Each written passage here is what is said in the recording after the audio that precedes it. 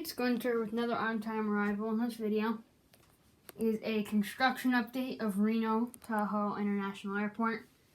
And by the sign here that I made, I kind of looked at their logo for the airport and just kind of made that sign. It says Reno Tahoe International Airport, and I kind of hung it up above the airport. But this is how far we are today. I'm almost basically done with it. The thing is that it's going to be a little smaller than Reno. Updates won't come for like a little bit because I do not have, I'm getting my United A319 today, but I'm going to need a more Southwest Planes, Alaska Q400, and United Express E175s and stuff. But this is what it looks like right now. We got like the main terminal over here and like the two concourses, Concourse B and C. But it's going to be taken off. Bye.